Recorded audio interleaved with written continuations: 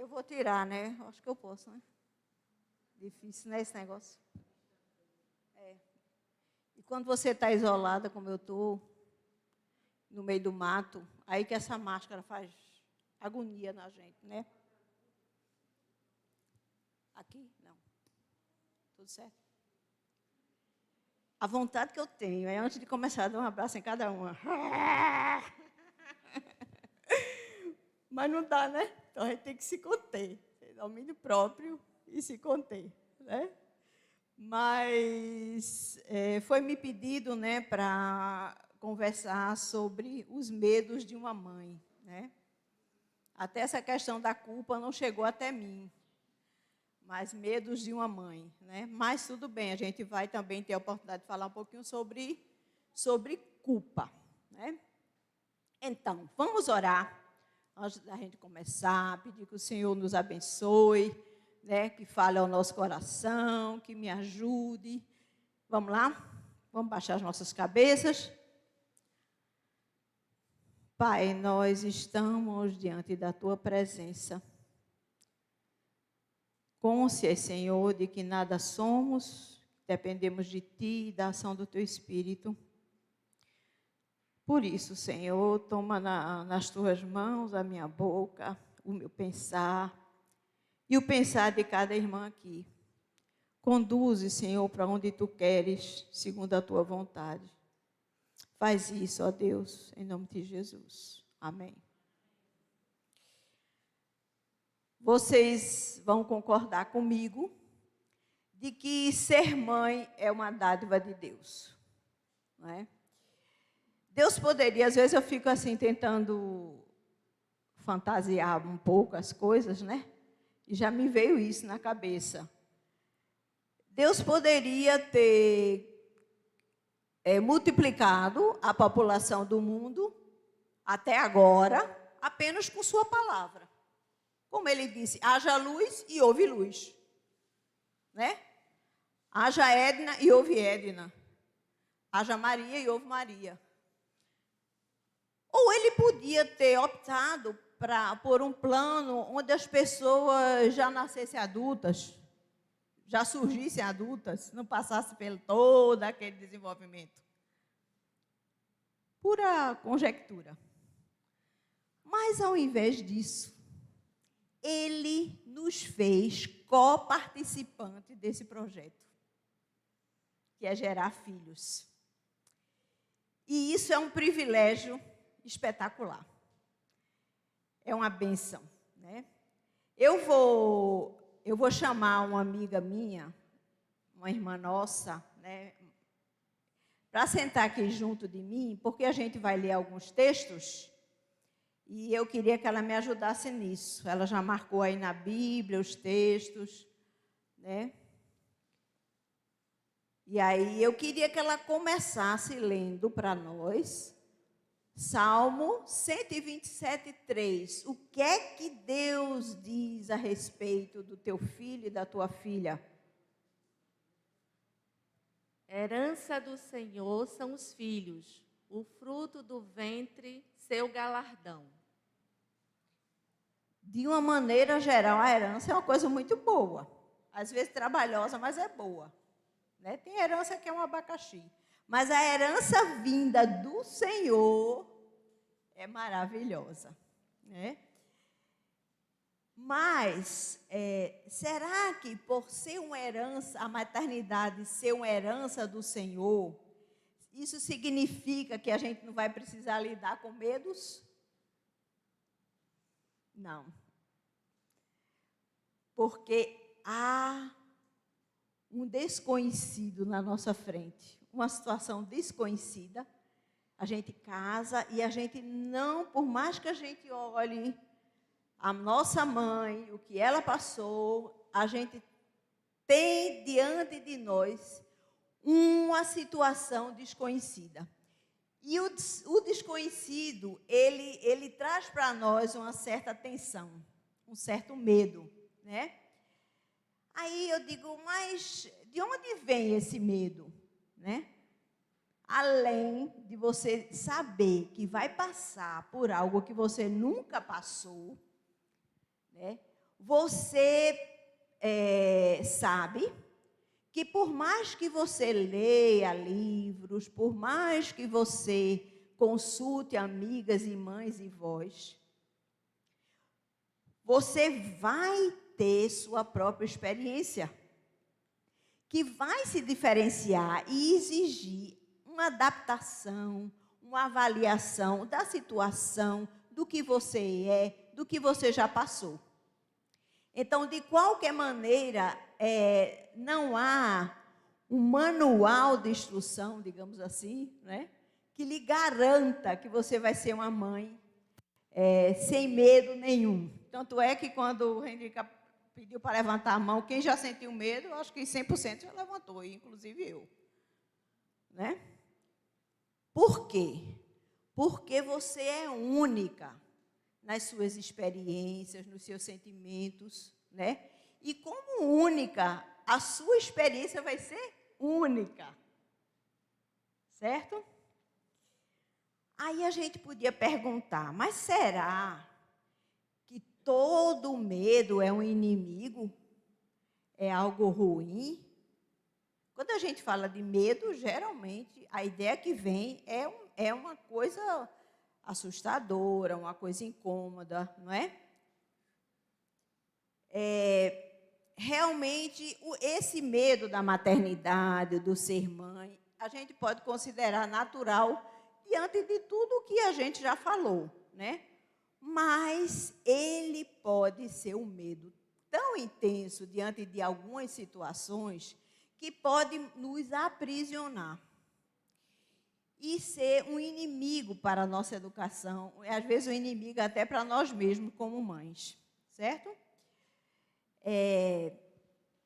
Ele tem o seu lado de aliado, de amigo, da coisa que ajuda, né? Por exemplo, ele pode levar a uma preservação da vida. Não é isso? Então, você pode estar num estado de medo, mas que seja mais um estado de alerta.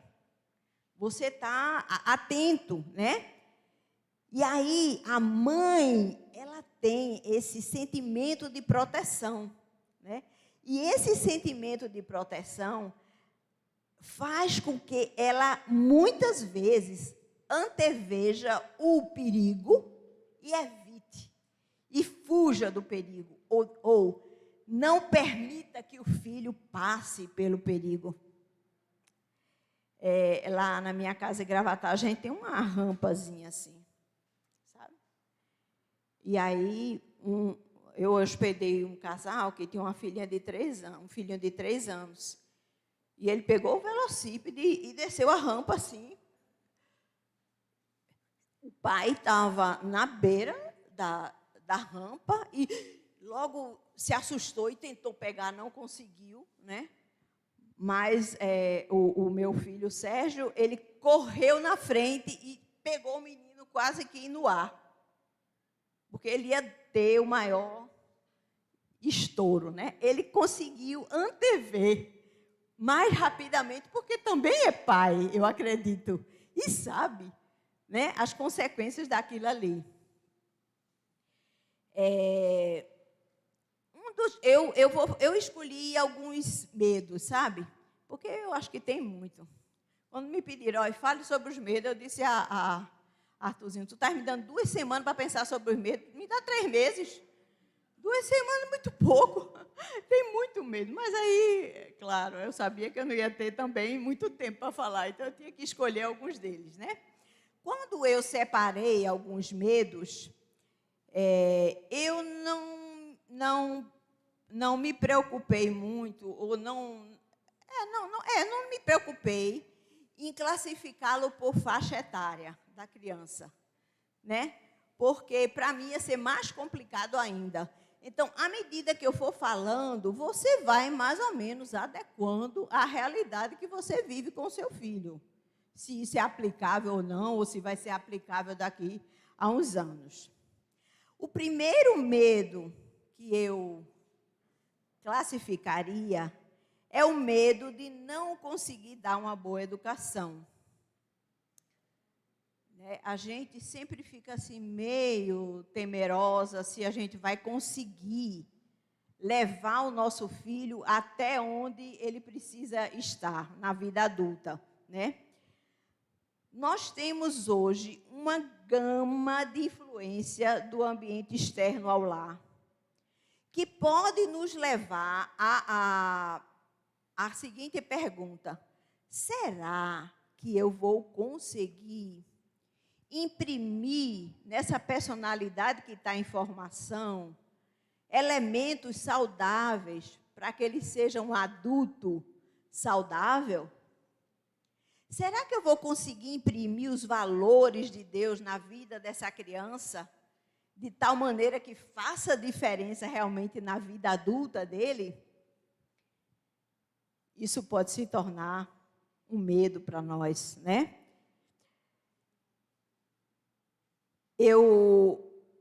Uma vez, eu estava num supermercado e tinha uma criança fazendo birra, sabe? Sabe dessas que você fica pensando assim, como é que essa mãe admite que a filha chega a esse ponto? E a menina esperneava e gritava e chamava a atenção de todo mundo. Ela se virou para mim e disse assim: essa menina é assim. Quando ela quer uma coisa, ela faz esse escândalo todo, até eu ceder. Eu olhei para o tamanho da menina, ela tinha uns 3 anos. Eu disse, misericórdia. 3 anos, ela já está dizendo na frente da menina que a menina não tem jeito e que ela faz o que ela quer. E a mãe não tem controle.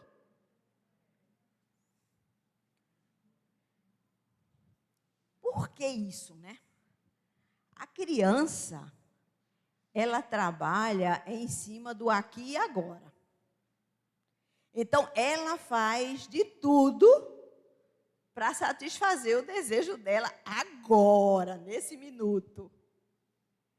Aí ela usa de todos os meios para conseguir aquilo ali.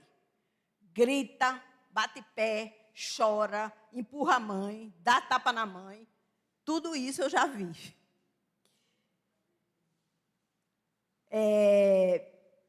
Veja bem, nós não nascemos sabendo as regras e os valores que devem reger o comportamento, o nosso comportamento na família e na sociedade. Isso é uma coisa que vai ser aprendida, certo? Então, às vezes, o que acontece é que essas mães não têm isso em mente. E trata o filho como se fosse um serzinho indomável, digamos assim, vou botar entre aspas para não chocar vocês, né? Um serzinho indomável e que já está pronto. E chegou a isso. A menina é assim, né? Mas ela esquece que ela está comissionada por Deus para levar aquele serzinho ao amadurecimento. As mães cristãs, elas têm um manual maravilhoso para ajudar nisso aí, nesse desenvolvimento, a Bíblia. E além da palavra de Deus, ela tem a interferência do Espírito. Inclusive, mostrando para ela onde é que está a falha do filho. E mostrando para ela também onde é que está a falha dela. Glória a Deus por isso. Não estamos sós. A palavra e o trabalhar do Espírito nos ajuda nesse processo de educação. Então, veja bem. Quando acontecer, porque vai acontecer, vocês que têm filhos menores, quando acontecer em seu filho algum comportamento de birra, de desobediência, né, de agressividade, se acalme. Não se deixe levar pela ira dele. Se acalme e sem gritar. Porque às vezes a mãe acha que se o grito dela for mais alto do que o do filho, ela está numa boa posição. Então, sem gritar, como diz a Bíblia, sem gritarias, você vai tratar com amor e muito, mas muito firmemente aquela situação diante do filho. Vê bem, uma coisa assim, essencial, que é totalmente bíblico. 3 elementos são muito importantes para que o seu filho internalize esses limites. Atenção, afeto e carinho.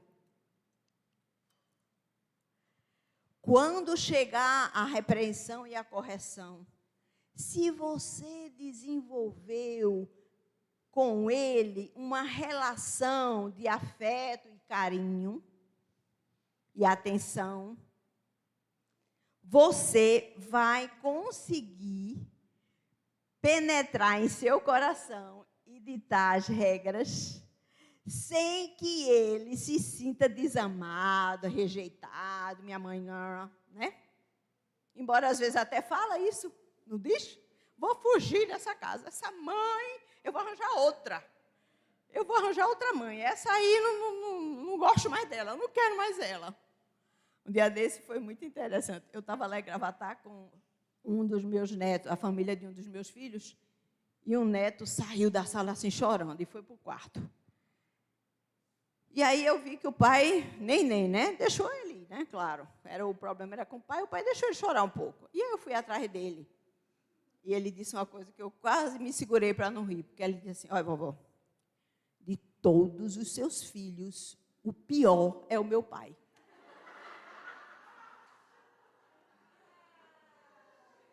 Aí eu disse, por quê? Aí ele começou a dar uma relação. E ele deu uma relação pior, que a relação era muito realista, sabe? Não era uma relação inventada. Ele dizia assim, sabe tio fulano? Eu não vou dizer o nome, porque vocês conhecem meus filhos, né? Não posso dizer o nome de ninguém aqui. Se eu tivesse outra igreja, eu diria. Sabe meu tio fulano? Ele não está nem aí se meu primo entra na internet, se ele usa celular e tal. Deixa ele usar à vontade. Aquele meu outro tio não deixa, ele coloca as regras. Mas ele, por outro lado, ele dá bons presentes para fulano. Então, ele assim, na hora que ele não está no celular, ele pode brincar com esses presentes. Olha que argumentação maravilhosa. Agora, o meu pai, que é o seu filho, ele nem dá bons presentes, nem me deixa entrar no celular. Tem razão ou não tem que eu dei para ele o pior pai? Eu fiquei me segurando para não rir, mas ao mesmo tempo eu disse, Senhor, me dá um escape, Jesus, me dá uma saída. O que é que eu digo para esse menino, né? Porque eu sabia que não era verdade, né? Aí, de repente, ele pegou, abriu a bolsa, aí ele já tinha parado de chorar, né? Aí ele abriu a bolsa e tirou um brinquedo. Eu disse, uai, que brinquedo é esse ali? Foi um brinquedo que eu ganhei. Eu disse, quem foi que lhe deu esse brinquedo? Ele, meu pai. Ah, seu pai dá brinquedo a você? Você tinha dito que ele não dava? Não, esse ele deu. Ah, mas que pai maravilhoso você tem, não é? Para dar um brinquedo legal desse. Vamos brincar com vovó? Era uma espécie de jogo, né?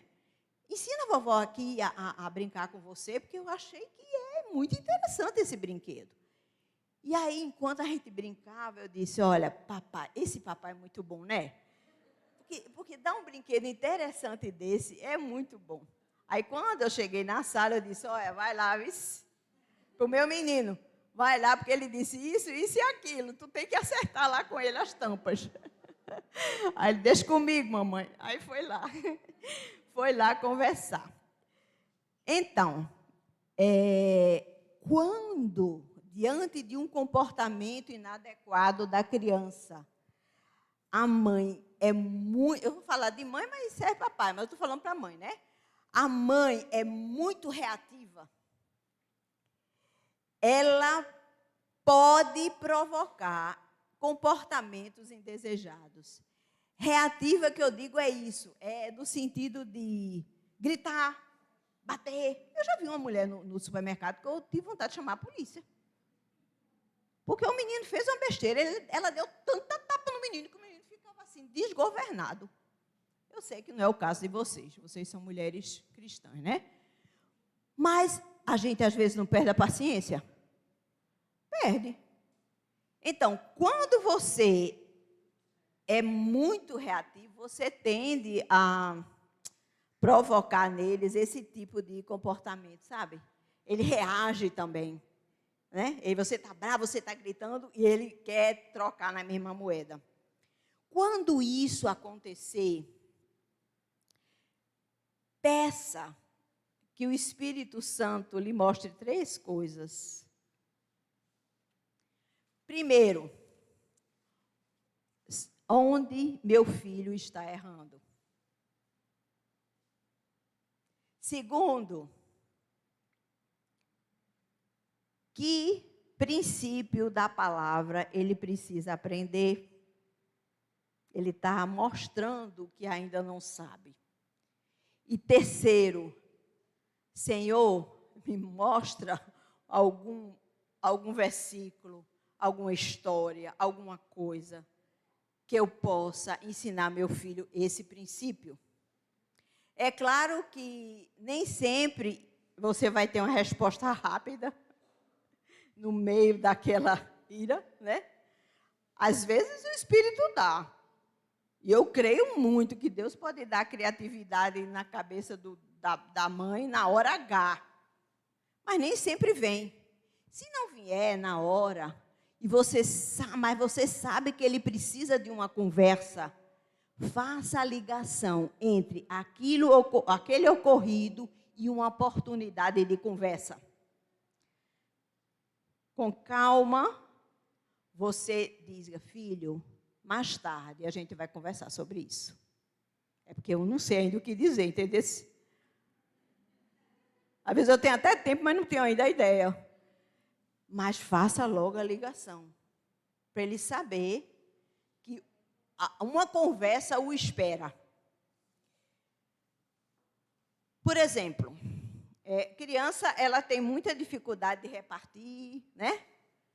Sempre quer o melhor para si. E aí você vê que ela teve um comportamento em torno disso aí. Tem uma fase bem tenra, que eu posso até depois conversar com vocês sobre, ou consultar, porque eu nem lembro mais. Até que fase a gente podia considerar a criança egocêntrica e não egoísta, que é diferente. O egocentrismo faz a criança, a imaturidade, a incapacidade dela enxergar o outro. Então, ela se concentra nela, é tudo para mim, tudo. Estou certa, doutora Lúcia? Lúcia é psicóloga, ela está aqui me vigiando para ver se eu digo alguma besteira. Mas, digamos que tenha acontecido algum incidente assim. Você pode, por exemplo, né, contar para ele, no final da noite, a história de Abrão e Ló. Quando eles precisaram repartir as terras. Vem cá, filho, tem uma história que eu quero te contar. Havia um homem muito rico, que tinha muitos rebanhos, e Deus o chamou para uma terra distante. E aí você vai contando. Quando chegou lá, o rebanho foi multiplicando. E aí o rebanho dele começou a se confundir com o rebanho de um sobrinho dele. Aí ele chama esse sobrinho e diz, escolha a melhor parte para você. E aí eu vou dizer para você o que aconteceu. Porque ele cedeu. Ele confiou que Deus era quem era o dono de tudo que ele tinha e que ia providenciar tudo. Que não era porque ele estava dando a opção de escolher que ele ia ficar para trás, enfim. Isso é um exemplo que veio na minha mente. Mas você pode também usar um texto que ela vai ler, que está em Atos 2:35, a segunda parte, o B, né?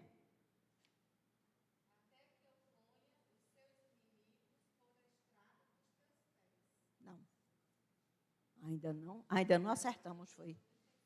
Vez 34. Porque Davi não subiu ao céu. Perdão, eu já corrigi 2 vezes ela ali e já estou vendo que eu anotei errado aqui. Aquele texto que diz, melhor é dar do que receber. É um texto onde há uma citação de Jesus em Atos, né? Depois eu vou ficar devendo essa, porque eu acho que eu anotei errado aqui, né? E você pode, por exemplo, lendo esse texto da Bíblia, você conversar com o seu filho. Porque a Bíblia que a gente adota diz assim, bem-aventurado, né? Mais bem-aventurado é dar do que receber. Você pode sentar, explicar o que é ser bem-aventurado. Bem-aventurado é feliz. Ô filho, e por que é mais feliz quem dá do que quem recebe? E aí, entende? Eu estou só dando um exemplo para vocês verem que ganchos a gente pode fazer na educação dos nossos filhos. Então,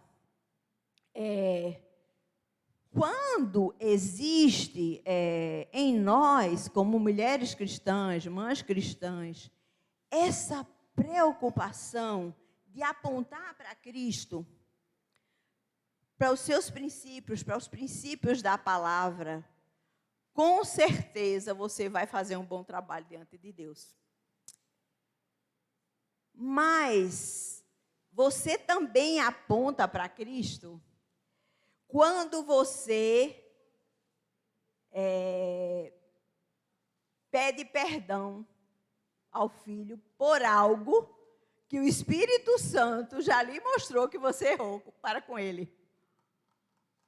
Eu não sei quantas de vocês já fizeram isso, porque é uma coisa muito difícil. A mãe sempre acha que ela tem razão, que o erro foi do filho e que ela não errou em nada, né? E aí o que acontece? A figura de Cristo sai do centro e vai para a mãe, entende?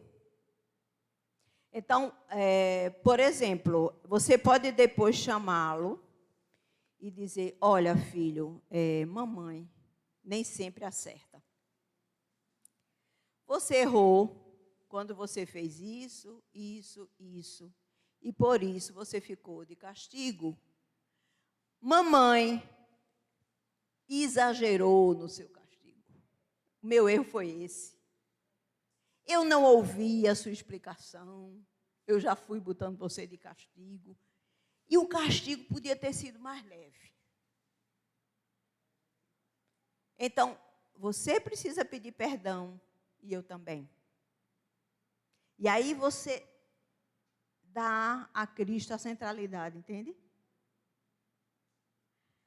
Uma vez, um dos meus filhos, que também não vou dizer o nome, eu vou tentar salvar minha família da... Mas é o único exemplo que eu tenho, né? fez uma besteira com o irmão, né? Maltratou, valendo mesmo. E aí eu indignada, eu entrei já assim, quase 80 na sala, peguei ele pelo ombro, sacudi assim, sabe quando você sacode um saco de batata? Sacudi e joguei assim, pá, no sofá. Aí ele levantou para mim e fez assim, eita mãe, por essa tu vai ter que pedir perdão a Jesus, vice. Não era não? Por essa eu tive que pedir perdão a Jesus. Eu fiquei triste e alegre ao mesmo tempo. Triste porque tinha passado do limite, né? E alegre porque ele se reportou a Cristo, né? E ele viu que eu também não fui perfeita e que eu também precisava de Cristo. Quando você for ter esse momento de disciplina, não tenha medo da reação dele. Porque muitas vezes ele vai estribuchar, como diz o Matuto, né? Vai reagir, ele vai ficar irado, ele pode ter esse tipo de reação, né? Estabeleça o limite e fique tranquila. Não sente na cadeira da culpa, porque você castigou. Pelo simples fato de ter castigado. Tem mãe que fica tão arrasada porque castigou, que sabe o que acontece? O filho percebe e não introjeta aquela limitação, aquele limite que foi estabelecido para ele. Entende? Não valeu. A mãe fez errado. Então, faça isso com tranquilidade e sem culpa. Uma vez, eu tive uma experiência com um filho adolescente, sabe? Eu não lembro mais o que foi que ele fez. Mas aí eu chamei ele para conversar. Enquanto eu conversava, ele reagiu, ele argumentou, ele disse que eu não tinha razão, ele dizia não. Eu saí daquela conversa crente que não tinha tido efeito nenhum. Eu disse, meu pai, por mais... você achou o versículo? 20 e 35. Ai, faltou um 0 aqui, eu não acredito. Eu botei 2,35. Leia, porque aí eu fiquei... A segunda parte. Mas bem-aventurado é dar do que receber. Era isso que eu queria mostrar e não, faltou um 0 aqui. Então, e aí na hora ele teve essa reação, sabe? Ficou irritado, ficou dizendo que eu não tinha razão. Filho adolescente, às vezes, a gente passa por esse tipo de coisa, né? Dias depois, eu ouvi ele no telefone. E ele estava dando conselhos a um amigo. E dizendo exatamente o que eu tinha dito. Como se fosse ele, o dono do conselho. Olhe, faça assim, assim, assim. Você deve fazer assim, evite isso, porque a palavra de Deus diz isso. Aí ele não percebeu que eu tinha ouvido, sabe? Aí chegou no meu coração, yes! Ele escutou. Ele escutou. Então, tirei a dúvida, né?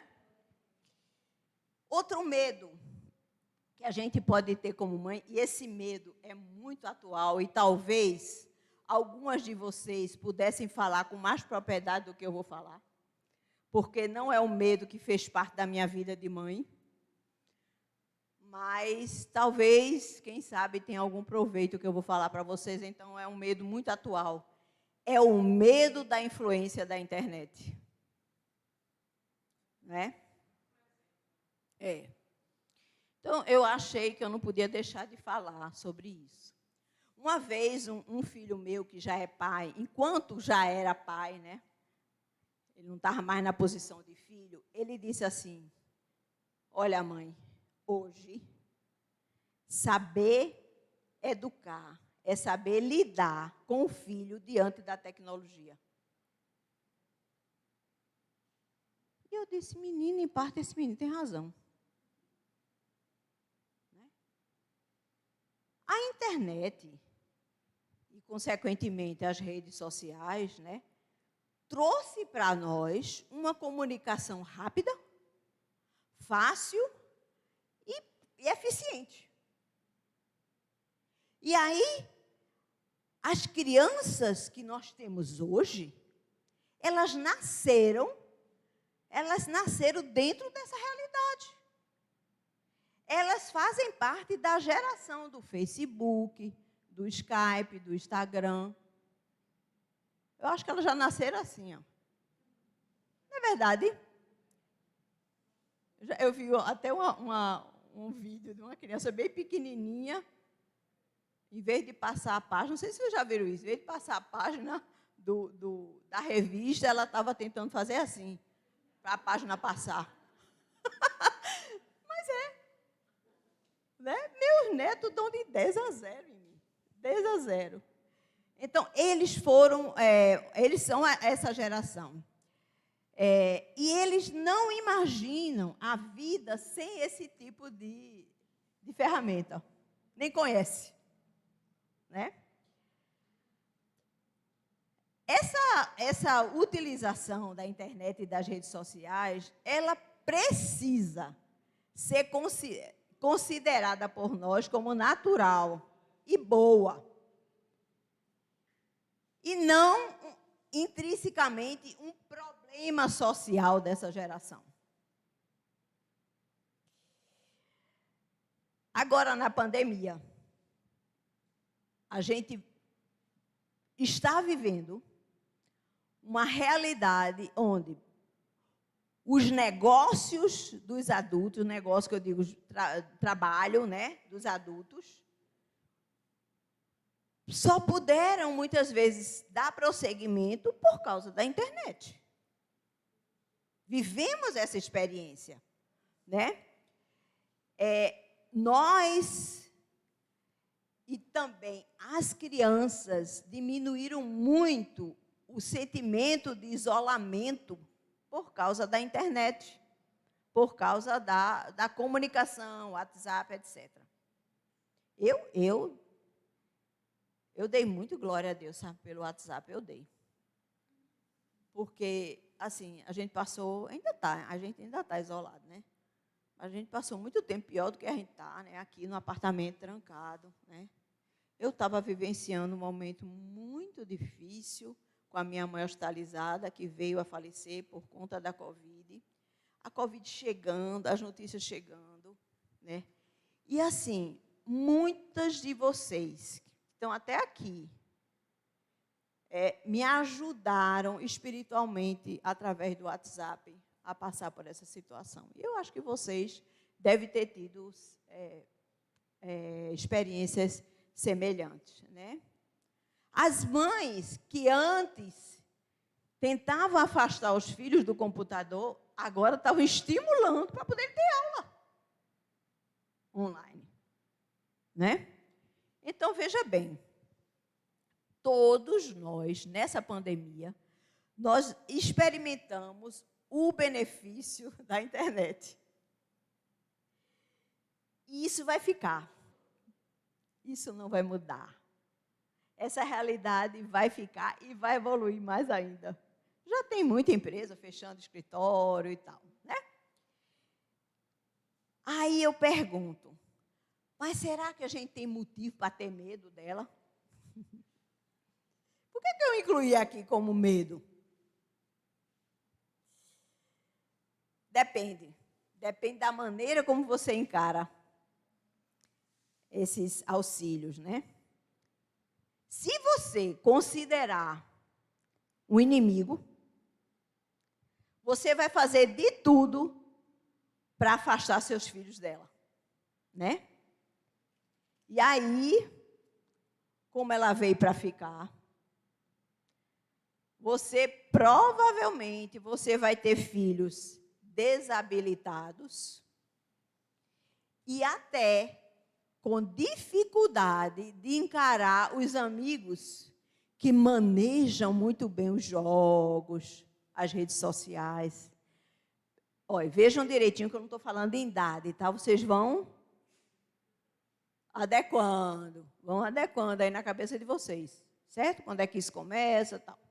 Mas, enfim, se você encarar como um inimigo, você vai ter essas duas coisas, entre outras.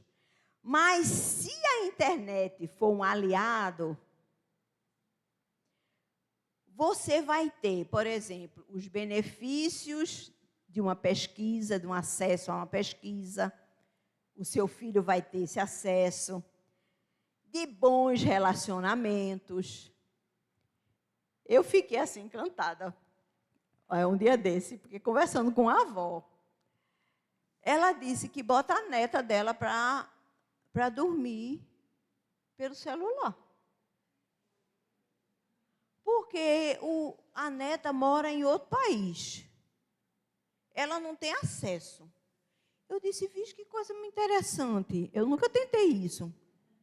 Aí ela disse que fica conversando, às vezes lê um texto, conta uma história. E aí, quando vê, ela, pum, dorme. Bons relacionamentos, né? Então, se ela for sua aliada, ela também pode provocar diversão para os seus filhos, né? Boas diversões. Teve um dia que os meus filhos, eles foram para Gravatá e ficaram lá morando com a gente 3 meses. Foi bênção pura, foi muita alegria para nós. Agora, né, no começo da pandemia. E num dia, Cadu disse assim, Cadu é o que solta mais, que vem com mais novidade mesmo, sabe? Aí ele chegou e disse assim, vovó, eu queria tanto aprender a andar de patins, porque Melissa deixou os patins dela aqui. Melissa tinha voltado com o pai para resolver uma coisa em Recife, e eu queria andar nesses patins, mas eu não sei. Eu disse, olha, Dudu, não é uma coisa fácil, viu? Patins a gente leva muita queda para a gente chegar a aprender. Ele, já sei, vou olhar na internet. Pegou. Meu pai, não existe não isso, mulher. Aí pegou o computador e botou, como andar de patins. E aí apareceu uma menininha, de uns 10 anos, eu acho, explicando todos os passos e todos os cuidados que ele devia ter quando pegasse pela primeira vez um patins. E ele passou, minhas irmãs, umas meia hora assistindo aquilo ali. Eu fiquei besta. E ele, na atenção, e fazendo assim. Aí pegava assim, quando quer frear, tem que botar o pé assim. E não sei o quê. E ele...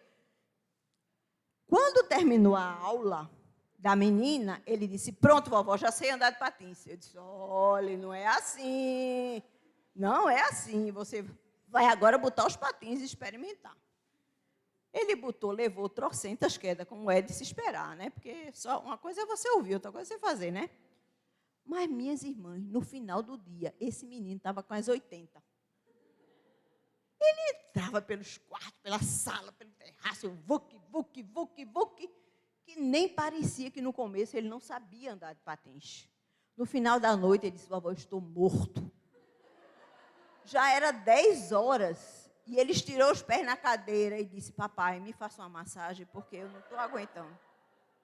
Mas aprendeu. Pode ser nossa alinhada ou não pode? Pode. Eu acredito que a questão não é nem aproximar nossos filhos, nem afastar, mas estabelecer limites. Veja bem, eu tive olhando algumas pesquisas na área de comportamento infantil, mostrando que a utilização descontrolada e abusiva dessa ferramenta pode levar a criança ao isolamento social, ao sedentarismo, à baixa de autoestima e até, em casos mais graves, a ansiedade e depressão. Veja bem, vamos falar um pouquinho da adolescência, né? A fase da adolescência é aquela fase que busca muita adrenalina, muito movimento, muita aprovação, muita valorização dos amigos, não é verdade? E aí, o que é que às vezes acontece nas redes sociais? Eles lançam os desafios. E lançando aqueles desafios, eles tentam mostrar a todo custo para os amigos, né, de que ele consegue, de que ele é insuperável, de que nada de mal acontece a ele e que ele pode ultrapassar aquele limite. E aí ele pode colocar em risco a própria vida. A gente já teve caso disso, né? Suicídio e tal. Então, essa turminha, muitas vezes, elas podem ser tendentes a se mover pelo número de likes, né, nas fotografias e publicações, pelo número de amigos e seguidores que tem, né? Mas eles não têm maturidade para, olhando tipo uma postagem de depreciação contra a sua pessoa, reagir positivamente e dizer, não, eu não sou isso que eles estão dizendo. Eu não sou isso. Mas por que ele não tem essa maturidade? Simplesmente porque ele ainda não se conhece perfeitamente. Não se conhece perfeitamente, não, porque nem a gente se conhece perfeitamente, mas não se conhece o suficiente para ter uma reação contrária àquela que estão tentando incutir nele. E aí, muitas vezes, é que se instala um processo de baixa autoestima no adolescente. Ele crê naquilo, ele assimila aquilo e fica mal, né?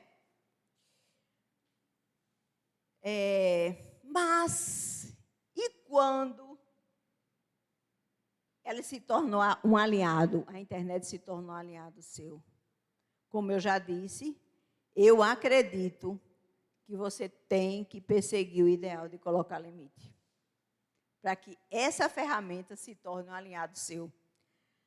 Na infância, eu acho que tempo e ocasião em que a criança possa acessar ou possa utilizar um celular precisam ser estabelecidos e comunicados a ele. Esse e comunicados tem muita importância, porque não é uma coisa que de repente você vai reclamar. Não adianta nada você dizer, ô menino, sai desse celular, vai brincar lá fora. E às vezes, ó, deixa para lá. Daqui a pouco minha mãe esquece e me deixa aqui. Se você estabelecer limites e deixar claro para ele, por exemplo, pode durante a refeição, ele pode usar durante a refeição, ele pode deixar o celular na cabeceira para olhar antes de dormir. Estabeleça os limites e deixe claro para eles.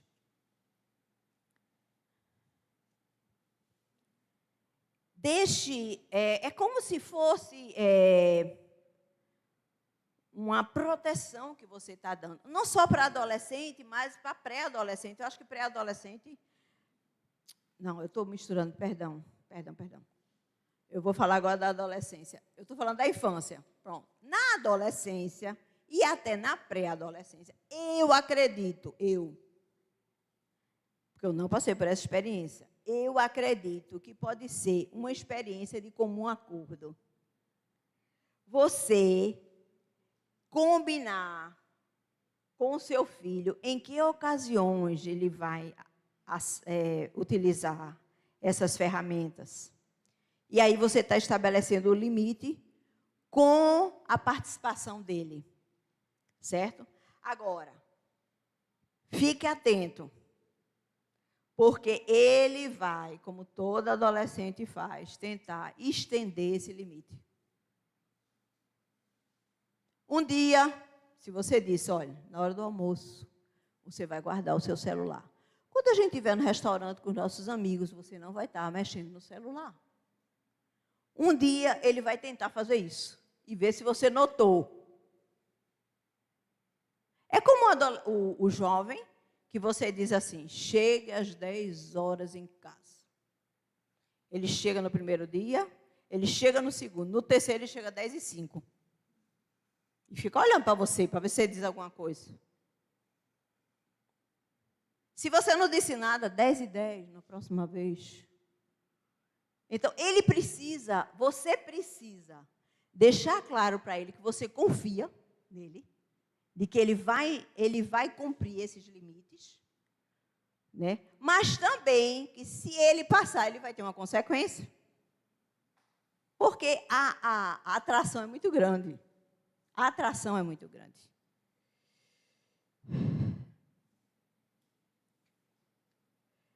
Veja bem, uma coisa também muito importante nessa fase da adolescência é você ajudar o seu jovem filho a ter uma atitude crítica diante das postagens, se respaldando pela palavra de Deus.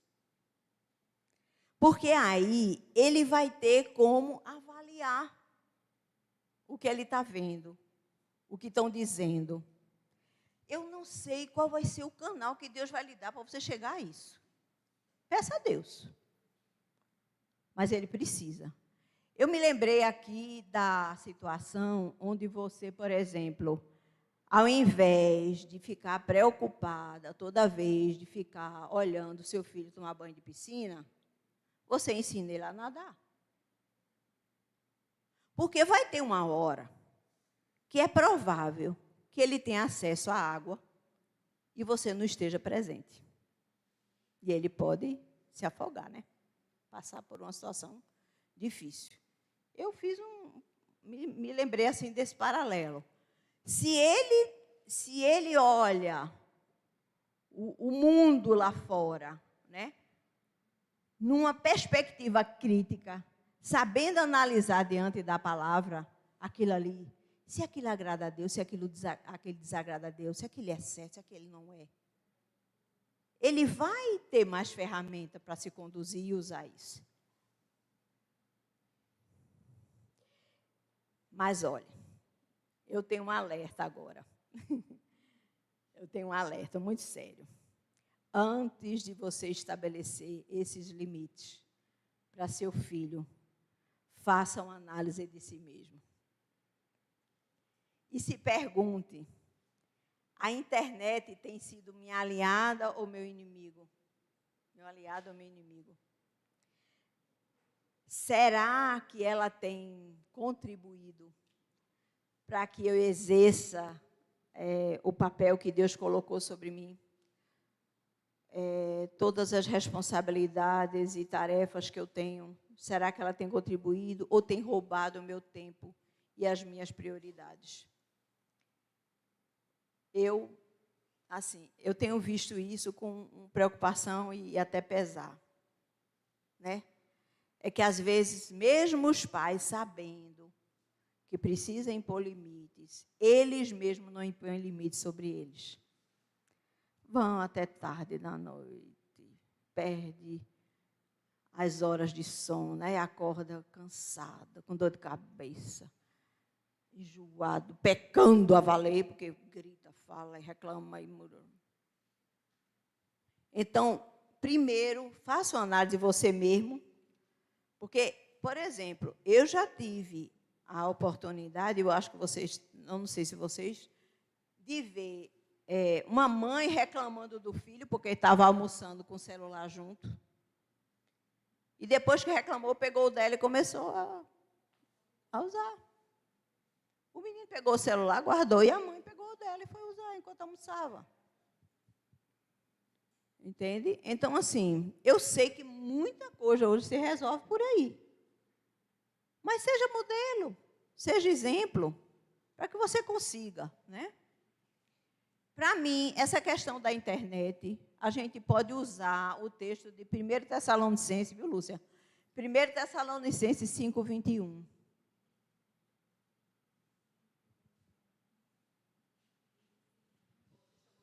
Ok. Examinem todas as coisas, retenham o que é bom. Abstenham-se de toda forma de mal. Não é? Não é isso mesmo? Concluindo, é isso aí. Vamos falar de outro medo. Medo da tragédia ou da perda. Sem dúvida, a nossa história de vida, proporciona a nós alguns tipos de medo. Por ter passado por alguma tragédia, muitas vezes a gente tenta, assim, controlar a situação e até mesmo a nossa situação para que a gente possa evitar ter dor novamente. Entende? Eu tive na minha família uma experiência horrível. A minha família, eu digo assim, uma tia, né? Ela foi atravessar uma avenida e disse para a filha pequenininha, fique aí, mamãe vai lá comprar um negócio e volta. E a menina não obedeceu e foi atrás da mãe. Quando a mãe virou para trás, ouviu um freio, era um caminhão que já tinha esmagado a filha. Uma tragédia dessa, passando por uma tragédia dessa, a mãe vai tender a superproteger os próximos filhos. Ela pode entrar num sistema de medo intenso, aquele medo paralisante, né? Será que você já passou por um medo assim? Aquele medo intenso que domina você e você fica assim, completamente fora do ar. Eu já passei. Uma vez eu estava na escola dominical, na igreja, Daniel, eu não ia dizer o nome, mas só. Deleta. Mas não foi nada bom. Aí Daniel estava na salinha dele. A salinha era como aqui, um prédio por trás da igreja que tinha o primeiro e o segundo andar. Ele estava lá. No meio da escola dominical, chega um irmão e diz assim, Jamile, Daniel desapareceu. Meu Deus, como é que o menino desaparece numa sala e a professora nem nota? Não notou. Ele tinha esse poder, Daniel. Por 3 vezes ele desapareceu. Eu vou contar só uma, que é essa. Eu disse, como assim? Ele não está na classe. E aí eu me levantei nas carreiras, comecei a chamar alguns irmãos, e corre, olhando no banheiro, olha no corredor, enfim. Um presbítero, um amigo nosso, disse, eu vou sair para a rua. E andou assim, uma quadra. Quando chegou numa praça, estava Daniel no colo de um sorveteiro pedindo sorvete. Totalmente inocente e alheio ao coisa. Mas, minhas irmãs, tu imagina o medo da perda que você sente numa situação dessa. Quando você procura em banheiro, procura em corredor, pergunta a todo mundo, ninguém viu, o menino passou, ninguém viu. Passa olha, às vezes 10 minutos é 2 horas para nós. Então, esse medo intenso, eu passei e ainda ele repetiu umas 2 vezes. Mas você pode ter também um medo que não veio de uma experiência trágica com você mesmo, mas de alguma história que alguma mãe lhe contou, ou que você ouviu na internet. Não é seu, não foi sua experiência, mas uma mãe passou. Por exemplo, um menino que se perdeu no shopping e nunca mais a mãe viu.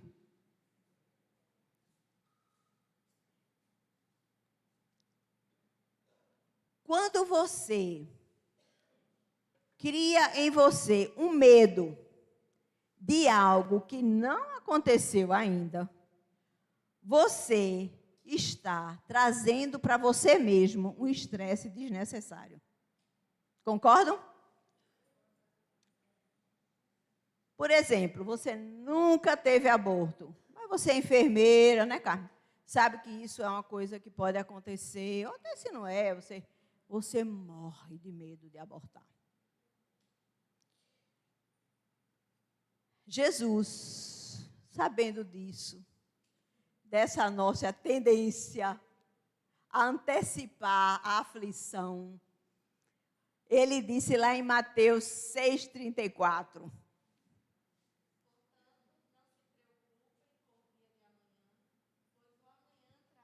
seus cuidados, basta ao dia o seu próprio mal.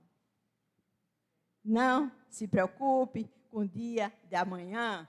Tem uma versão que diz assim, que eu até gosto mais do que mal, basta a cada dia suas próprias preocupações.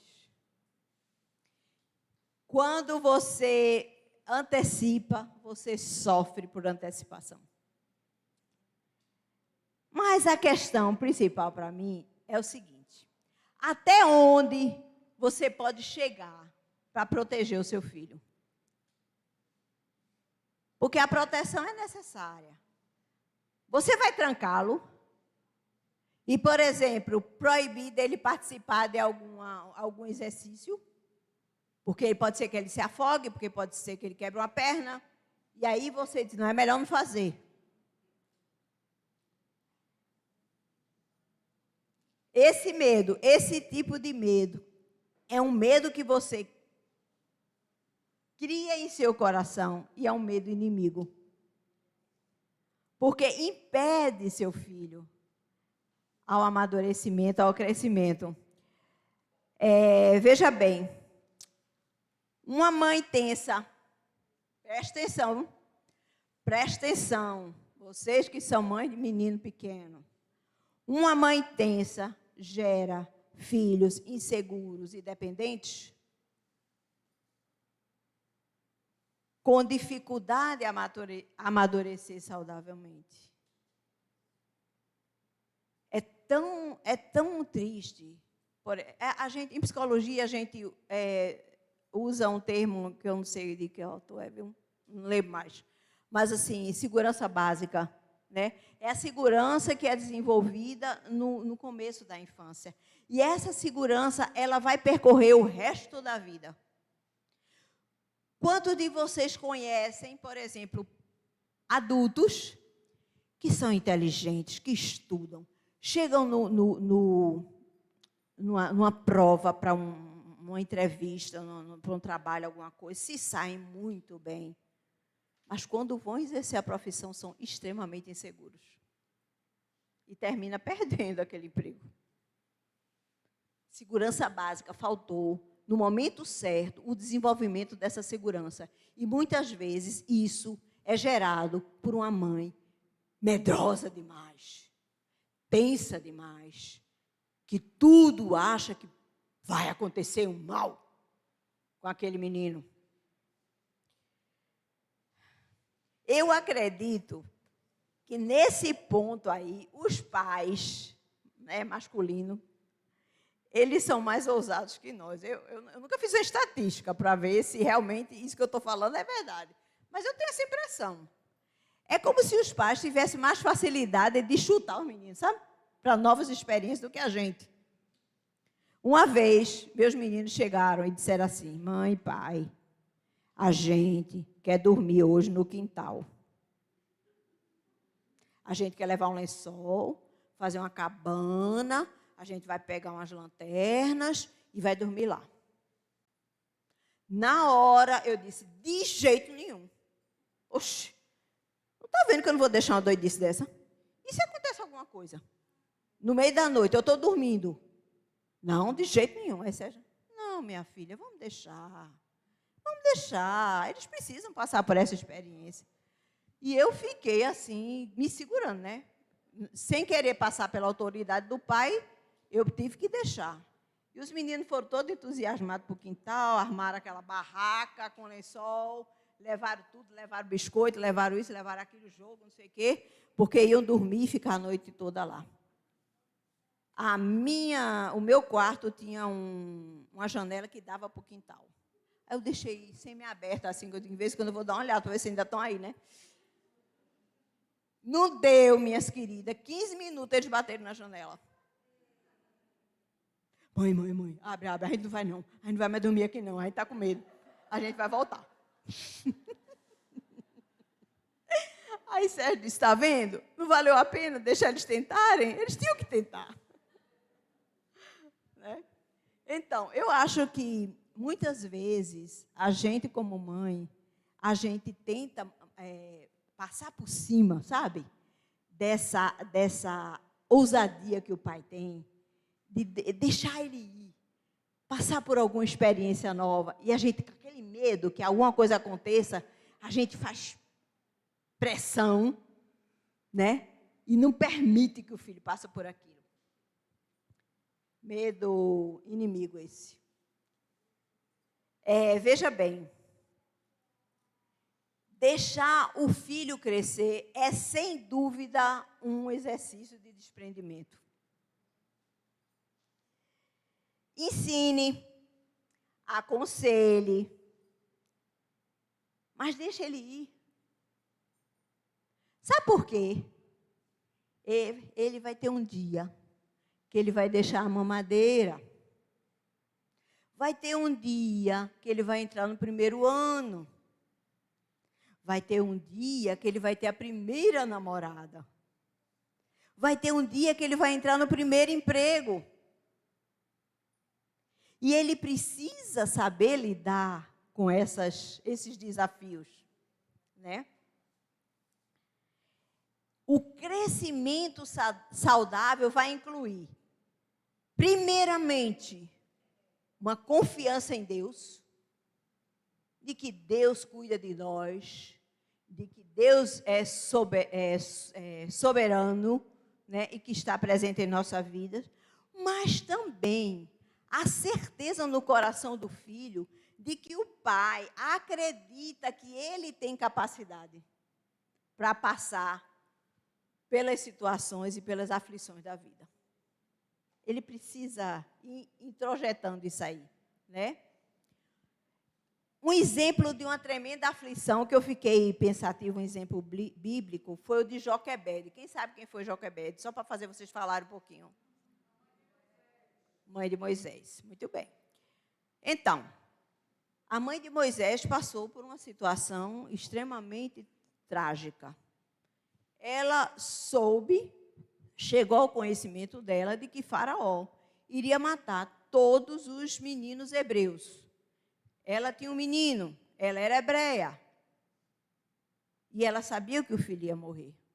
Porque Faraó estava, como o povo de Deus era escravo do Egito, e o Faraó procurou fazer isso para diminuir o risco de ter mais homens hebreus do que egípcios. Então, vamos matar logo os meninos e deixar tudo menina. E eu acredito que a ideia que ele teve veio de Deus. Porque eu imagino a aflição dessa mãe, de vou perder meu filho. Ele é homem e não vai ter como escapar. E aí, eu não vou contar o resto da história, né? Porque eu acho que vocês sabem, o cestinho que foi colocado no rio, né? Então, veja bem. A Bíblia está cheia de exemplos de tragédia. Não é verdade? Isso não é escondido de nós. Mas, diante dessas tragédias, ela está cheia de exemplos da fidelidade de Deus. Ela não promete, por exemplo, que você não vai passar por uma. Eu mesma nunca imaginei na minha vida que um dia eu fosse passar pela tragédia de ver meu marido cadeirante.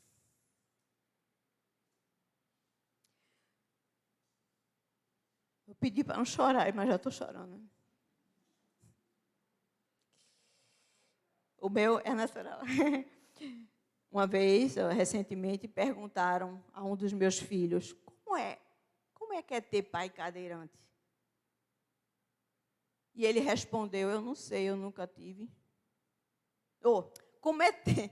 Eu nunca tive um pai que não fosse cadeirante.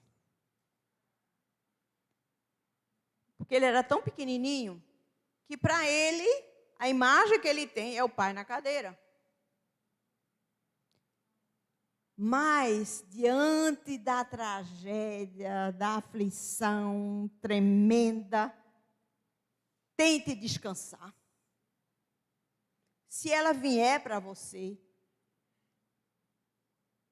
tente descansar no fato de que o seu Deus é poderoso para fazer muito mais do que você pede ou que você pensou.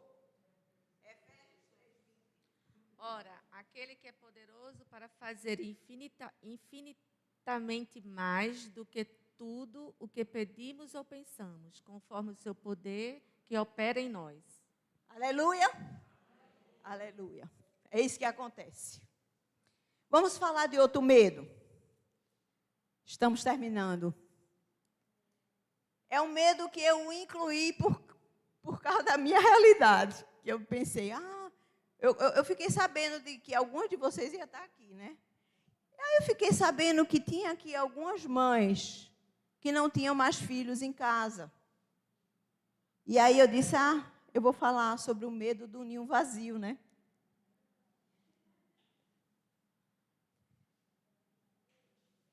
Como a própria palavra está dizendo, o medo do ninho vazio é aquela sensação de pesar e de solidão que a mãe sente quando os filhos vão embora. Geralmente por conta do casamento, né? Eu me considerava uma mãe até forte quanto a isso, no sentido de que meus filhos iam para acampamento, passavam dias na casa dos amigos. Eu digo, quando eles casarem, não vai ser uma coisa assim tão difícil, não. Eu já estou acostumada a que eles vivam longe de mim. Mas é diferente. Quando você sabe que foi mesmo, que não vai voltar mais, que não vai dormir mais lá, aí pesa, viu? Aí pesa. Eu tinha dificuldade, por exemplo, de passar em frente do quarto deles quando a porta estava aberta. Que eu via aqueles beliches, aquelas camas, aquele guarda-roupa, tudo vazio. Tudo arrumado. Horrivelmente arrumado. Entende? Você tem saudade da bagunça. E aí, existe o sofrimento também pela perda, né, da função de mãe que você era. Seus filhos seguiram e não precisam mais de você como mãe. Não precisam mais que você dê nenhuma recomendação, se foram. E você, às vezes, se sente sem função. Pode se sentir, né? Coincidentemente com essa questão, vem a menopausa. Aí, na menopausa, você vê seu corpo, por exemplo, e vê que ele está velho para dedéu.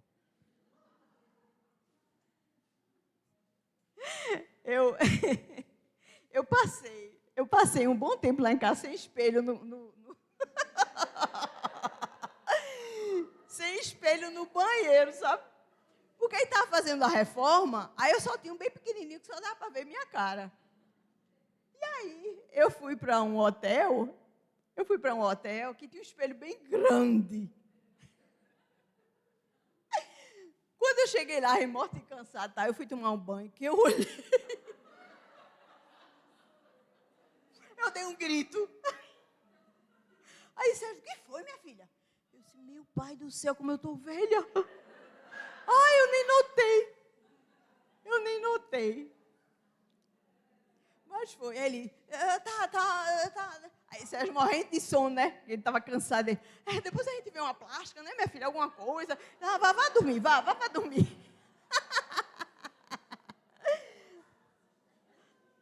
Aí, com essas coisas, muitas vezes, podem levar a baixa autoestima da mulher, né? E ela fica digamos assim, emocionalmente vulnerável. Outra coisa que pode acontecer é aquela realidade dos filhos, como é? Não muito longe dos olhos, porque estão morando perto, mas longe do coração. Você sente que o filho não tem mais aquele, sabe? Aquela ligação. E aí você vai sentindo esse afastamento, né? Ele agora tem suas tarefas, suas responsabilidades como pai, como dono de casa, e não tem muito tempo, às vezes, para se dedicar à sua mãe. Eu acredito, isso aqui é pura achismo meu. Não fiz pesquisa, não li sobre isso, mas eu acredito que tudo esse sentimento do ninho vazio, ele pode ser aumentado nas mães que tiveram uma dedicação integral aos filhos. Não tiveram o exercício de uma profissão, né? Passaram a vida toda se dedicando só aos filhos, que eu acho isso uma bênção. Eu acho isso uma bênção. Depois a gente pode conversar sobre isso. Mas é provável que elas sintam mais. Ou aquelas que não investiram, também é uma pressuposição minha, num relacionamento conjugal prazeroso. Os filhos eram o único motivo comum do casal. Tudo que eles conversavam, a gente precisa comprar uma roupa para fulano, precisa botar fulano na escola. Quando você tira esse elemento, que é os filhos, eu vou conversar o quê? Eu vou falar o quê? Entende? Então, veja bem. Você precisa. Se você começar isso logo, é melhor do que deixar para chegar no ninho vazio. Você precisa cultivar tempo com seu esposo que ajude a vocês a se conhecerem melhor, de maneira que vocês possam ter um tempo prazeroso um com o outro, de conversa, de tarefas juntos. Eu estou nesse processo. Embora eu já tenha muito tempo que meu ninho está vazio, Deus me colocou num lugar que só tem eu, Sérgio e Sapo, só. E às vezes eu digo, homem, fala comigo, conversa, que eu não posso conversar com o sapo, eu já estou aqui, doida para ter uma conversa. E ele faz, você quer conversar sobre o quê? Porque eu acho que tudo que eu penso você já sabe, tudo que você pensa eu já sei. A gente vai conversar o quê? Estou nesse processo. Eu estou nesse processo. Mas Deus, eu vou chegar lá. Essa semana a gente conversou sobre isso. Quando a gente tomou a segunda dose, agora essa semana, eu disse, e aí, filho, vamos voltar para Olinda, né? Aí ele, queria não. Como é que é? Tu não quer voltar para Olinda? Ainda não. Eu disse, então, a gente vai ter que achar uma saída, né? Porque a solidão, minha solidão está muito grande. Aí ele, não, a gente vai conversar sobre isso. Talvez você precise ir lá na horta, né? Que ele está fazendo uma horta. Lá na horta, me ajudar lá na horta, eu preciso dar um espetáculo na cozinha com você, né? Para a gente ficar junto, né? Eu digo, vamos ver como é que a gente vai fazer isso. Esse sentimento, ele dura até que uma nova ordem familiar se estabeleça, como, por exemplo, a chegada dos netos. É impressionante como os filhos saem, se afastam de nós, quando chega o neto, o que acontece? Mamãe, tu me ajuda essa noite, eu queria sair com fulaninha, não é verdade? E aí começa a voltar de novo aquela ligação, né? Pensam. Há essa reaproximação. E aí, o ninho que estava vazio começa a se encher de passarinhos bem pequenininhos, né? E traz uma nova dinâmica à sua vida. Mas como eu acho isso lindo, sabe? Eu acho isso lindo. Porque as coisas que eles me fazem, os netos, né? Me faz rir, se divertir, descontrair, é impressionante. E ele tem esse poder na inocência de criança. né? E aí o ninho se enche novamente, né? Mas quando essa tristeza do ninho vazio, ela é profunda, ela pode causar distúrbios no sono, distúrbios alimentares, melancolia e até depressão. Aí eu pergunto, o que é que eu faço para esse medo se tornar um aliado? Qual é o antídoto para isso? Eu estabeleci aqui alguns pontos, baseado na minha experiência, certo? Primeiro, se regozije diante do fato de que sua missão foi cumprida. Terminou. E você conseguiu chegar lá. Lembre-se que é assim que os netos chegam. Quando seus filhos vão embora. Aí depois eles trazem os passarinhos, entendeu?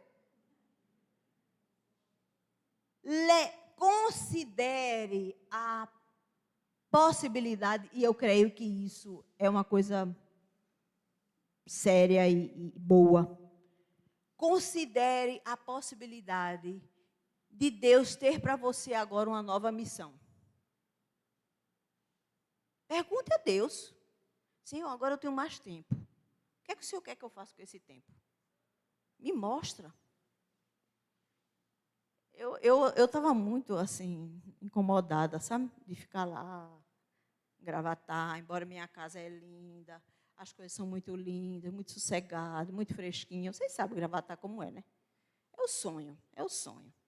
Eu estava muito incomodada. Eu, Senhor, será que o Senhor me colocou aqui só para arrancar mato, para aguar a planta? Eu disse, eu não estou vendo assim um objetivo tão, sabe? Me dá alguém, me dá uma pessoa, talvez que não conheça o Evangelho, que eu possa contactar, né? Mas não é que Deus deu? Eu estou encantada com isso. Deus nos mostrou um casal, eu não vou contar a história para não ficar longa, mas a gente está fazendo evangelismo com um casal lá. Vê que coisa legal. Pelo menos isso, né? Pelo menos isso. Uma nova missão, um novo propósito, né? E outra coisa, uma oportunidade. Eu disse isso para uma mãe daqui da igreja que estava em crise com essa história do filho casar. E eu disse a ela, veja nisso, uma oportunidade de mudança, de melhoria na sua relação conjugal. Você agora não tem nada que atrapalhe. Esse lado é muito bom, sabe? Porque às vezes Sérgio faz, vamos conversar até 2 horas da noite, 2 horas da manhã? Vamos! Não tenho nada. Não tenho filho mais para dar de mamar, nem nada, então vamos. Entende? E vamos curtir. Vamos ler a Bíblia até a gente se cansar e conversar sobre algum texto da Bíblia, vamos. E a gente entra a noite adentro, ou passa o dia todo, e vai. Minha irmã, você já sentiu algum medo? É claro que sim, né? Veja bem, na essência, todo medo é uma forma de incredulidade. Todo medo é uma falta de fé e confiança. É não acreditar que Deus é bom em tudo que faz. E que tudo que Ele faz redunda em benefício para seus filhos e glória para Ele. E isso numa proporção certa, sabe? Porque às vezes você pode pensar assim, não, isso é para a glória de Deus, mas não é para meu benefício não, porque eu estou sofrendo que só. Ou vice-versa. Mas em Deus, essa coisa entra junta. Uma não é maior do que a outra. É para o meu benefício, é para o teu benefício e para a glória dele ao mesmo tempo. Só Ele pode fazer isso. Não é verdade? Glória a Deus por isso. Então, você sabia que 90% dos nossos medos não se concretizam? Me deram essa estatística aí, não sei se é verdade, mas eu acho que é, viu? Eu tentei, quando eu li isso, eu tentei investigar dentro de mim mesmo. Eu sou meio medrosa. Sérgio é mais, assim, atirado. Eu sou meio medrosa, sabe? E, às vezes, eu cultivo aquele medo e coloco em oração e fica ainda aquela coisa e tal. Eu fico tentando estar na dependência de Deus, aquela luta, né? Depois que a coisa passa, aí eu coloco o medo de novo na balança e digo, teve sentido aquele medo? Não teve. Não aconteceu nada do que eu estava pensando que ia acontecer. Deu tudo bem, tudo ótimo. E a minha tristeza, a minha ansiedade, o meu medo foi totalmente desnecessário. Então, se você foi obediente aos princípios de Deus quando você educou o seu filho, você vai ver o fruto do seu trabalho. Apesar das noites mal dormidas, apesar das lágrimas, das aflições que você tem e terá como mãe. Você vai se regozijar com onde Deus vai levar. Sabe qual é seu maior objetivo como mãe? É fazer com que seus filhos tenham uma experiência íntima com Deus. Para isso, você precisa estar constantemente colocando-os em oração. Gaste tempo. Gaste tempo diante de Deus, dando o nome de cada um, pedindo misericórdia a Deus, pedindo interferência dele sobre a vida deles, né? E precisa descansar na providência de Deus. Que Deus vai fazer a obra. 1 Timóteo 1,7. Que texto bacana. Porque Deus não nos deu espírito de covardia, mas de poder, de amor e de moderação. Tem uma versão que diz, não nos deu espírito de medo. Aí era até mais compatível com o tema, né? Mas é a mesma coisa. Ele deu para nós espírito de poder. Quer mais? Poder o quê? Amor? E moderação. Em alguns textos diz prudência. É isso que você tem a partir do Espírito Santo que mora em você. Mas veja, concluído, você vai me dizer o seguinte. Tá certo, Jamile, toda a sua fala, você nos mostrou a importância da Bíblia e a importância de um relacionamento com Deus. Nessa minha luta contra os medos. Mas olha, eu estou aqui, mas mal conheço a Bíblia. E não me considero uma pessoa que tem intimidade com Deus. E ainda vou dizer mais. Durante essa pandemia, eu descobri um medo que estava escondido dentro de mim. O medo da própria morte.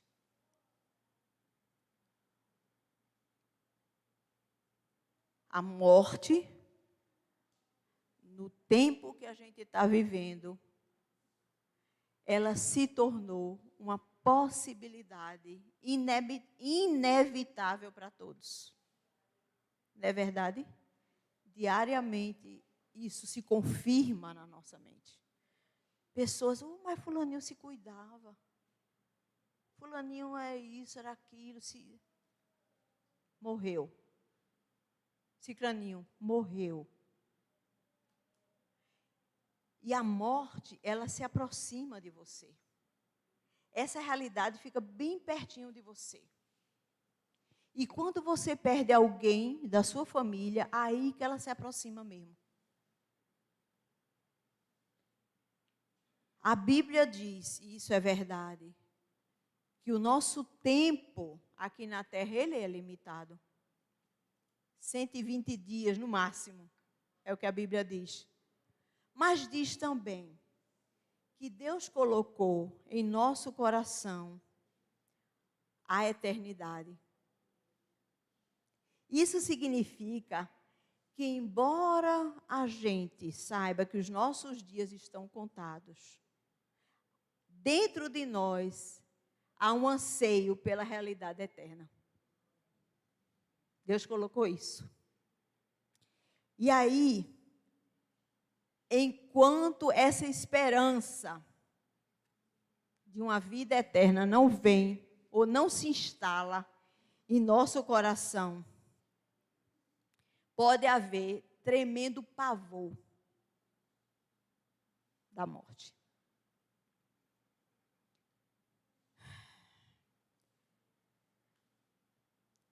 A gente tem esse pavor enquanto está vivendo essa pandemia, né?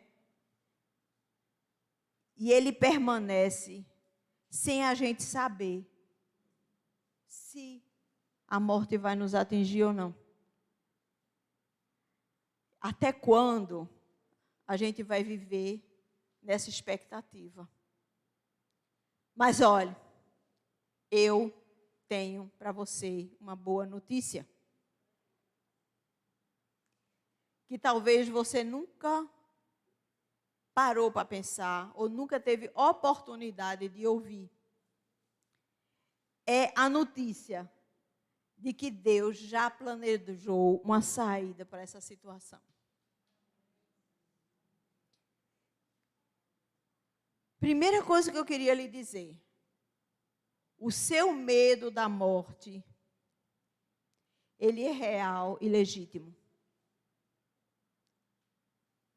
Sabe por quê? Porque a morte é uma consequência do nosso afastamento de Deus. E esse afastamento foi gerado pelo pecado, pelas coisas que você faz e não agradam a Deus. Então, esse pecado todo ser humano comete. Ninguém é isento, não há justo, como a Bíblia diz, nem sequer um. Vindo o pecado, vem o afastamento de Deus, vem o medo da morte. A morte de qualquer pessoa o coloca no tribunal de Deus, onde o destino eterno será definido. E neste tribunal, ninguém vai ser declarado inocente. Por mais que você tenha feito boas obras, vai haver coisas, ações, pensamentos que vão ser condenáveis diante de Deus e que não vão tornar você inocente, inocentar vocês. Então, veja, eu gostaria de dizer para vocês que o melhor presente, se você está nessa situação, o melhor presente que você poderia ganhar no Dia das Mães é sair dessa situação em Jesus. Jesus disse o seguinte, lá em João 3:36. João 3, 3:16. Ah, tá. 36, João 3:36.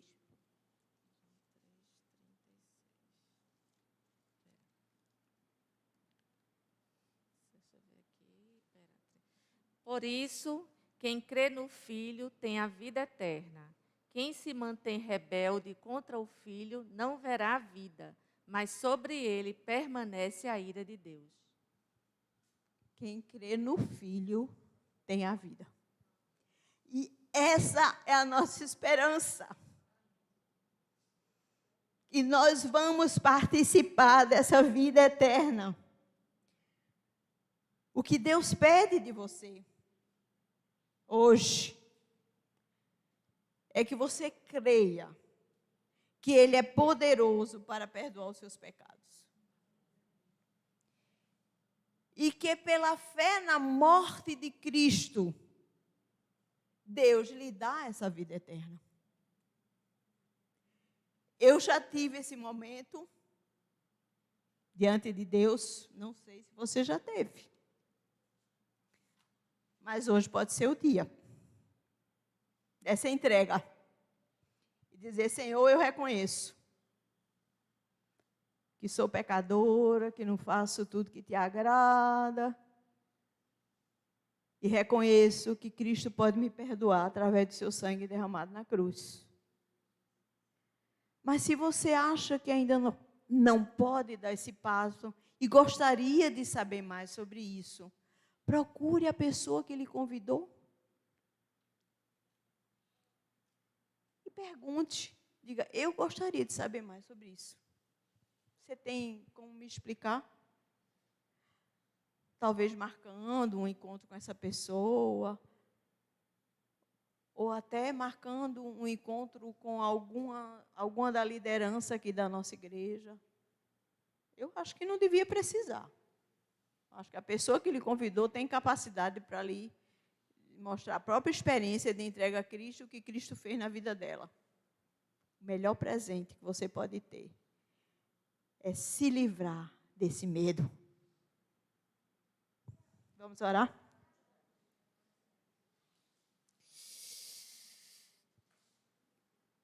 Pai, Tu conheces o nosso coração e Tu sabes todos os medos que residem nele. Por isso nós pedimos que o Teu Espírito trabalhe em nossa vida, nos mostrando como libertar a nossa alma desses medos. Mas principalmente, Senhor, trabalha no coração das mães que estão aqui e ainda não experimentam a esperança da vida eterna. Faz isso, Senhor, em nome de Jesus. Amém.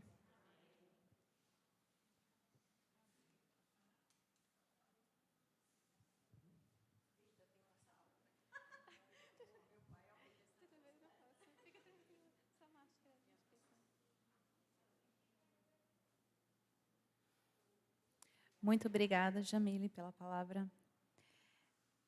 Eu sei que todas nós fomos tocadas e agradeço a Deus pela tua vida e pela palavra que Ele colocou no teu coração para nos trazer hoje à noite. Queridas, nós não vamos ter tempo para perguntas. Faltam 20 minutos para encerrar a nossa programação. Mas eu gostaria de chamar a Ana Galdino para fazer uma rápida homenagem, rapidíssima homenagem, para não sobrar tempo, para as nossas irmãs mães mais velhas, mais antigas. Homenagear elas, tá bom? Eu vou colocar aqui para você.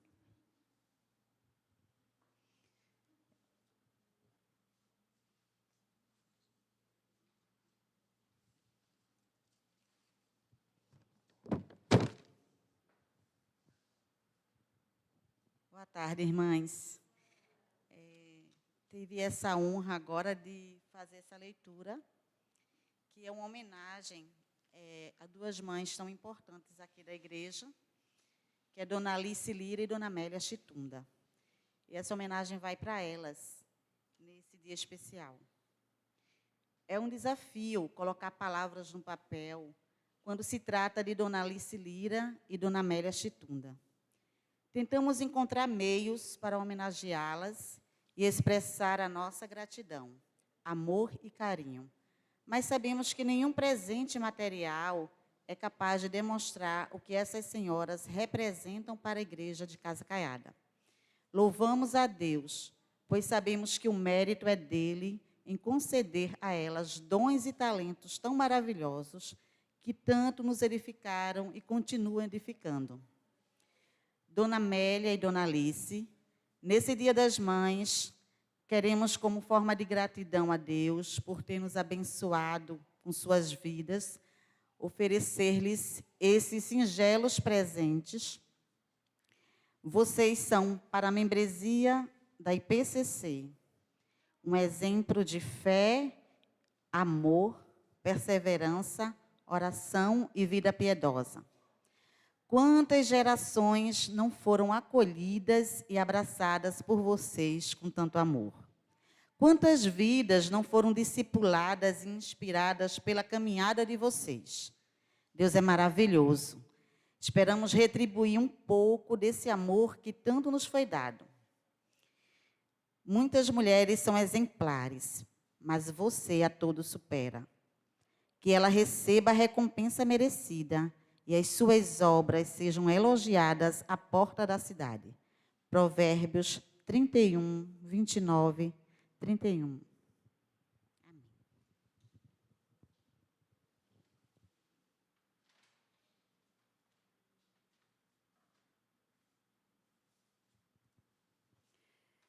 Muito obrigada. Eu só queria mostrar aqui o presentinho que nós vamos estar enviando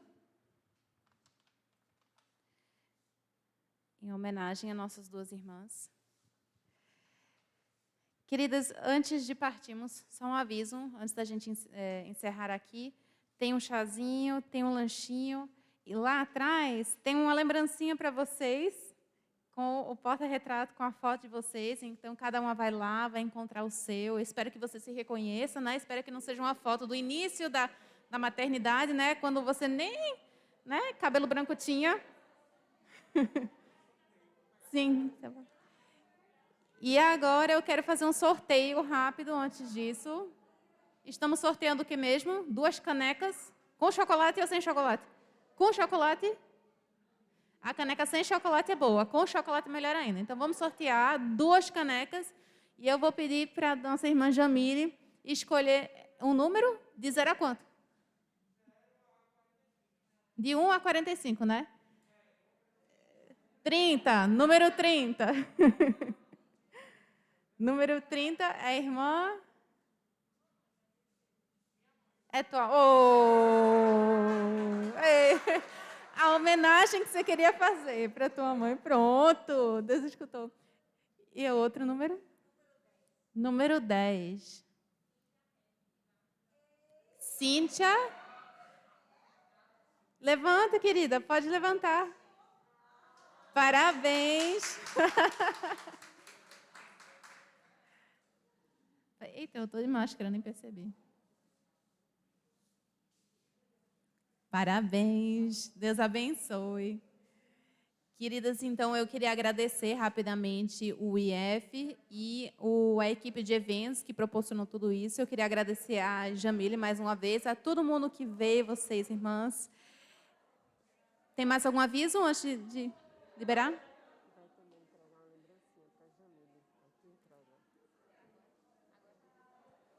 Agora eu queria entregar uma lembrancinha para nossa irmã, Jamile.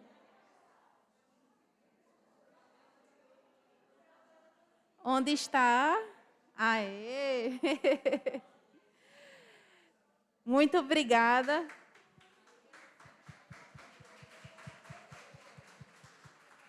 Que Deus continue a abençoar a senhora, como ou você, ou senhora, depende de como, né, quiser ser chamada. Queridas, então estamos liberadas. Eu gostaria de pedir que não formasse aglomeração lá. Então, pronto. Estão fazendo, já distribuindo? Perfeito, pronto. Uma boa tarde a todos, uma boa noite. Deus abençoe. E vocês estão liberadas.